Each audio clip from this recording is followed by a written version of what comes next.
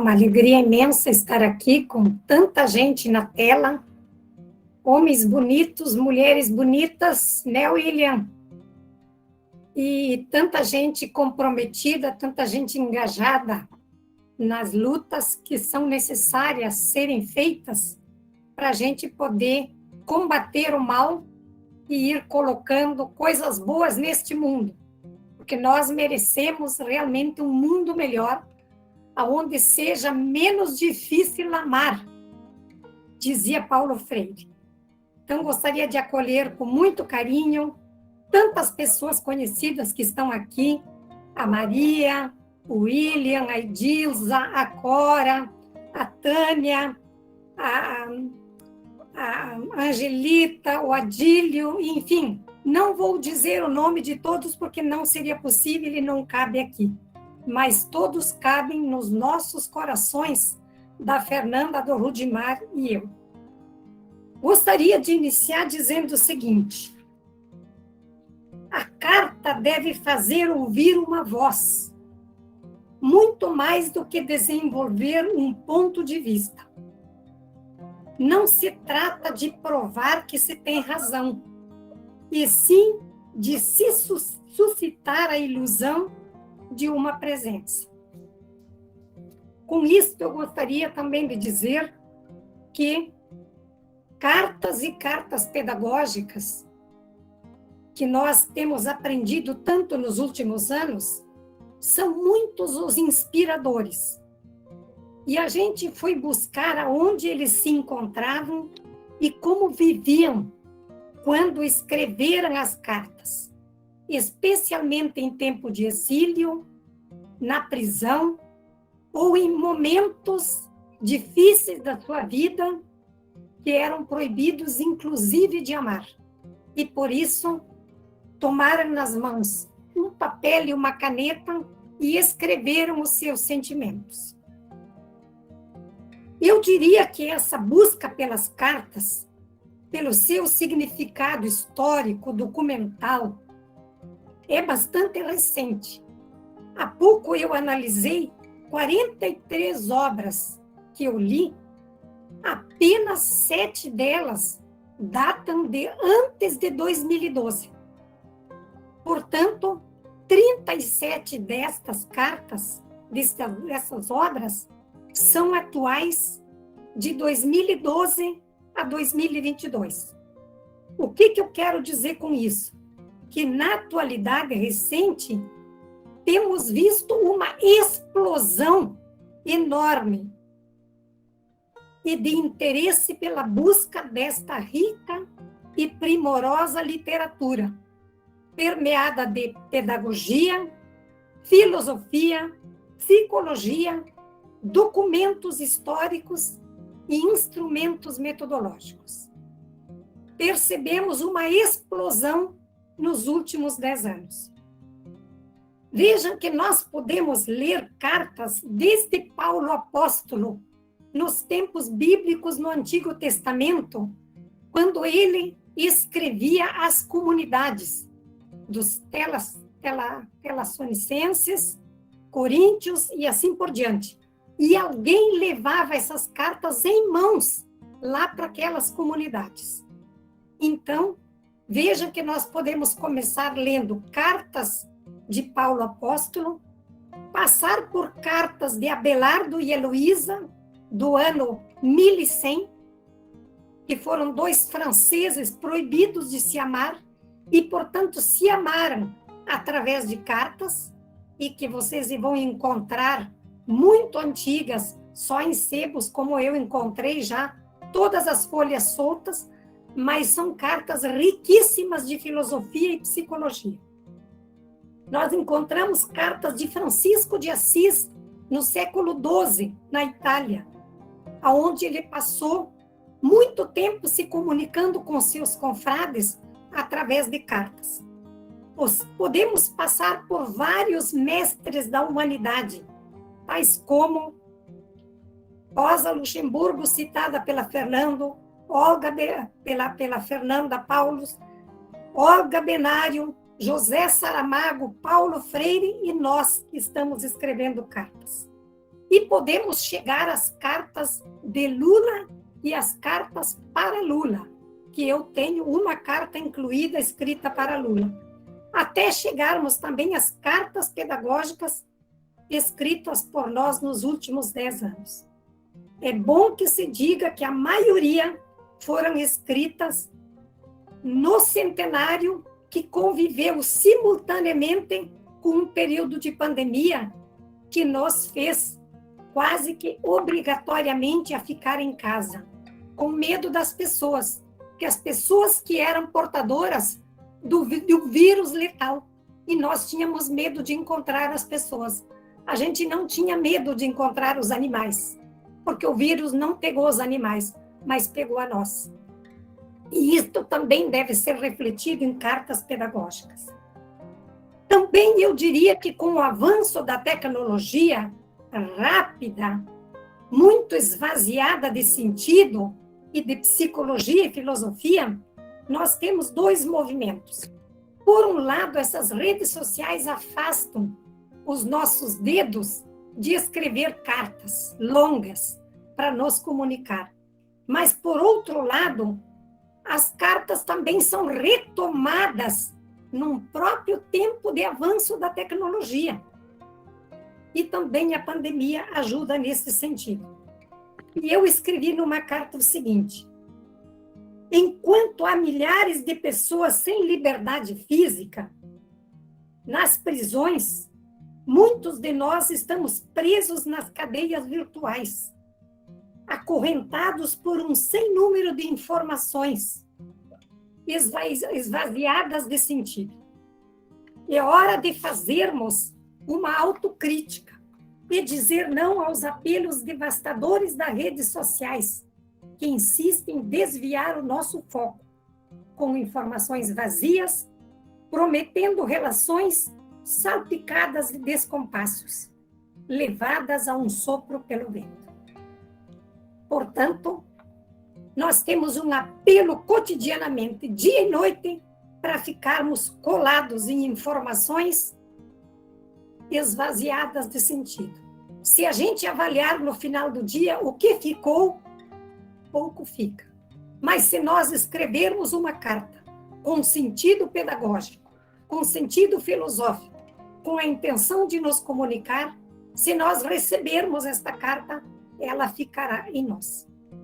Seguindo, então, gostaria de lembrar que encontramos a carta célebre de Pero Vaz de Caminha, do ano 1500.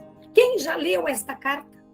Quem não leu, está convidado a lê-la para ver que documento histórico está nesta carta. Nós temos a carta do chefe indígena ao presidente dos Estados Unidos de 1854, aonde ele diz o seguinte: o que nós vamos fazer sem terra? O que nós vamos plantar e comer se nós não podemos botar o pé na terra? E ele diz: quando eu nasci, a terra estava lá. E eu vou morrer, a terra continua lá. Por que é que esta terra é vendida? E ele contesta o comércio, a venda e a troca das terras, porque a terra é um dom que nós recebemos. E a terra deveria ser útil enquanto nós produzimos alimentos a partir dela. Nós podemos seguir, gente, e nós temos Fernando Pessoa e Ofélia Queiroz. Depois de mortos há muito tempo, uma prima pegou a sua correspondência amorosa completa. São só 546 páginas de cartas e bilhetes trocados entre dois grandes filósofos que nunca viveram juntos. Mas é um verdadeiro romance de formação, Ofélia Queiroz e Fernando Pessoa, na sua correspondência completa. Seguindo, então, nós podemos pegar as cartas de Rosa Luxemburgo, já citada, na prisão na Alemanha, quando ela escreve que a alegria que ela tem é que ela será uma das próximas fuziladas, porque a dor da prisão, da tortura, era tão grande que ela sentia alegria de pensar que logo mais seria a sua vez. mas ela prometia estar feliz e contente pela coerência ideológica que a mantinha na prisão por tanto tempo injustamente. Assim como Olga Benário, a companheira de Luiz Carlos Prestes. Ela escreve cartas belíssimas ao marido no Brasil já, porque ela teve a sua filha que nasceu na prisão. E que a filha só foi salva porque a sogra foi buscá-la e trouxe para o Brasil, mas Olga Benário foi fuzilada tão logo a filha foi tirada dos seus braços e trazida para o Brasil, e assim salva. Nós temos cartas belíssimas de Che Guevara aos filhos. E aqui eu gostaria de ler uma parte de uma carta muito emocionante que ele escreve aos filhos.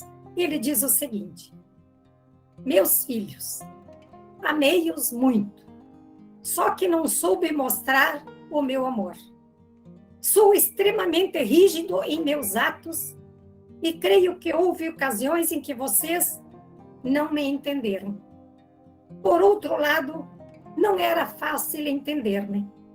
Agora, a força da vontade que aprimorei como o deleite de um artista levará para diante minhas pernas fracas e meus pulmões cansados. Vou conseguir vencer. Esta é uma carta emocionante que Che Guevara escreve aos filhos, à esposa, aos pais, pouco antes também de ser fuzilado em uma escola rural no interior da Argentina.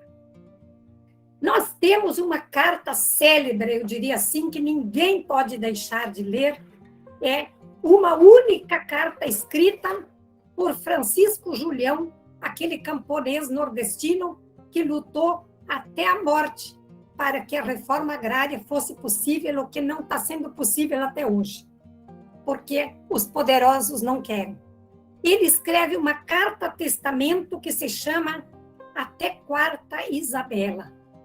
A filhinha dele, que apenas tinha 2 meses, ele escreveu esta carta-testamento a ela para dizer por que o seu pai lutava, por que o seu pai estava preso, por que é que ele estava sendo fiel aos princípios de camponeses.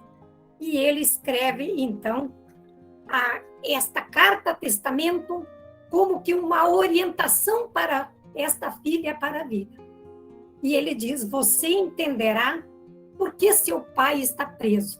Você entenderá porque seu pai foi radical, porque seu pai foi fiel aos princípios que conduzia os camponeses rumo à luta pela reforma agrária. Então, essa carta-testamento, eu até posso disponibilizar ela, porque eu mandei a xerocar e posso disponibilizar mais tarde para vocês. Seguindo, então, nós encontramos de Dom Helder Câmara, este bispo maravilhoso do Nordeste, de Recife. Ele escreve durante o Vaticano II, ele escreve apenas 600 cartas, publicadas em 3 grandes tomos, cartas belíssimas, que ele escreve durante um período do Vaticano II. Também é possível, nas igrejas, a maioria tem esses tombos guardados dessas missivas. Nós temos José Saramago, que escreve belíssimas cartas à sua avó, quando ele recebe prêmio de um dos melhores literários, ele escreve uma carta à minha avó, que é também belíssima, se vocês colocarem aí na internet. Nós temos as cartas da prisão do Frei Beto. Vejam que o Frei Beto escreveu, e ele mesmo diz: eu me manti lúcido na prisão porque eu tinha papel e eu tinha uma caneta. E ali eu coloquei todo o meu sofrimento, toda a comunicação que eu pude fazer para me manter vivo, lúcido e não me revoltar contra os opressores que me colocaram na cadeia. Ele escrevia cartas e recebia cartas. Depois dos policiais lê-las, chegava a ele.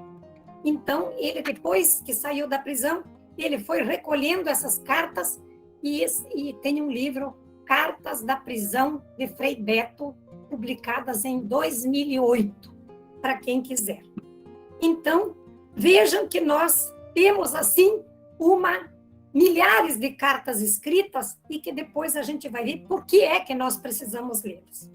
E eu cheguei às primeiras cartas escritas pelo Sem Terra na Encruzilhada Natalino, em 1981, no primeiro acampamento, enquanto não era ainda o MST, era um grupo de agricultores e camponeses que lutavam pela terra, né, Angelita? Tu sabes bem disso. E eles dizem o seguinte nesta carta, escrita em 15 de maio de 81. Eles dizem o seguinte: nós somos mais de 500 famílias de agricultores que vivíamos nesta região do Alto Uruguai, como pequenos arrendatários, poceiros das áreas indígenas, peões, meeiros, agregados, parceiros. Deste jeito, não conseguimos mais viver, pois traz muita insegurança e muitas vezes não se tem o que comer e o que dar aos filhos. Na cidade nós não queremos ir, porque não sabemos trabalhar na cidade. Nós nos criamos no trabalho da lavoura, e é isso que sabemos fazer. Esta carta eles mandaram ao governador do estado na década de 80. Vejam quanta carta, quanta beleza, quanto conhecimento, quanto documento nós encontramos nestas cartas. E nós temos também, recentemente, eu não consegui ler, a Universidade da Bahia, ela organizou e fez um trabalho com indígenas e publicou um material com 800 cartas de indígena contestando o governo atual, mostrando a invasão do governo atual, a destruição da natureza e do meio ambiente, a roubança das suas terras, as mortes durante a Covid, sem vacinas, sem atenção do governo com eles. São apenas, gente, 800 cartas, William, para a gente ler com os nossos estudantes e ver o que dizem os indígenas para nós. E num terceiro momento, eu diria que nós temos as cartas de Paulo Freire, também tão trabalhadas pela Fernanda.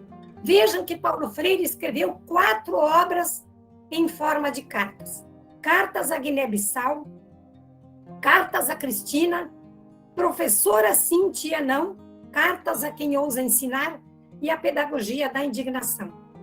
Vejam que é na pedagogia da indignação que Paulo batiza pela primeira vez as suas cartas pedagógicas. Portanto, este termo ninguém rouba de Paulo Freire. Ninguém rouba dele, que ele colocou ao lado de cartas, ele disse, elas são pedagógicas porque são portadoras, elas estão grávidas de pedagogia, porque nestas cartas, especialmente, ele trabalha a realidade atual. Ele estava preocupado com o povo que estava marchando, com a Marcha do Sem Terra a Brasília em 97. Ele escreve na segunda carta sobre essas marchas. E na terceira carta, ele escreve sobre uma tragédia que foi o assassinato do índio Galdino Jesus dos Santos numa parada em Brasília, que teve jovens, filhos de ricos, na alta escala do poder social, que se deram o direito de brincar de matar gente. E Paulo Freire ficou tão triste, tão indignado, que ele começou a escrever uma carta sobre o assassinato do índio Galdino Jesus dos Santos. Mas eu gostaria de lembrá-los que esta carta ficou inacabada sobre a sua mesa naquele dia 2 de maio, quando Paulo Freire partiu. Não é por nada que esta carta fica inacabada sobre a sua mesa.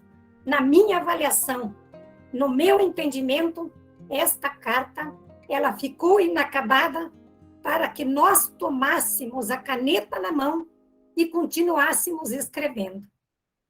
E eu até digo que é tão bom saber que Paulo não está neste mundo para também ler tantas cartas que nós estamos escrevendo, denunciando o que está sendo feito com os indígenas, o que está sendo feito no mundo com os indígenas, com os trabalhadores, com os sem terra, com os professores, e assim com toda a classe trabalhadora.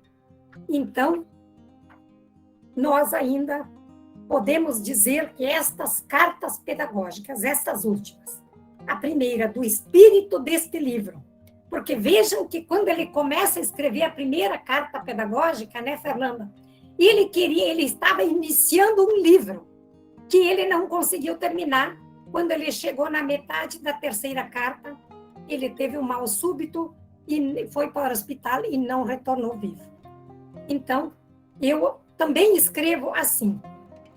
Ao se despedir de nós em 2 de maio de 97, Paulo não imaginou o grandioso apelo que nos fez ao deixar sobre a sua mesa a terceira carta pedagógica inconclusa. Intuímos nós que se Paulo tivesse tido tempo para escrever o livro, cujo projeto estava pensado e tantas vezes falado a Anita, o apelo não teria chegado a nós com tanta veemência e força pedagógica, tal qual uma barragem que se rompe pela força da pressão e chega a lugares inimagináveis. Assim eu vou encerrando a minha fala, porque depois nós temos perguntas, mas eu ainda queria lembrar 2 questões em relação a cartas. Lembrar o romance, O Carteiro e o Poeta, que virou filme também, O Carteiro e o Poeta. Quem não leu o romance e o filme, leiam, que tem tudo a ver sobre cartas. E também lembrar o filme Central do Brasil, com a Fernanda Montenegro, de 98, que também é uma linda lição que escancara o analfabetismo no Brasil e que alguém se coloca num lugar para escrever cartas, porque aqueles que queriam enviar cartas para alguém não sabiam ler e escrever. Então, eles tomavam emprestado as mãos da Fernanda Montenegro, que escrevia para estas pessoas. Gostaria de dizer também que eu, na minha juventude, também emprestei as minhas mãos para auxiliar na correspondência entre um irmão meu mais velho e a namorada dele, que morava longe. Ele era um pouco preguiçoso e não tinha habilidade. Eu, então, emprestava as minhas mãos para escrever as cartas à namorada. Mas ele que ditava o que eu deveria escrever. E ela recebia e respondia. E ela nunca desconfiou que não era ele que escrevia. Portanto, o namoro mais tarde terminou e ela não descobriu a sacanagem dele de escrever cartas através das minhas mãos, porque ele não sabia escrever e também teria preguiça de escrever. Então, eu também passei por isto na minha experiência de escrever cartas. Além de muitas cartas que eu escrevia, a minha mãe, que era analfabeta, ditava e eu escrevia para os parentes dela, e depois também tinha que ler as cartas recebidas destes parentes. Às vezes, ler 2, 3, até 4 vezes, para que ela entendesse a mensagem que vinha destes parentes de longe. Assim, eu agradeço muito a estar aqui com vocês e agora podemos, então, abrir para perguntas. Um grande abraço.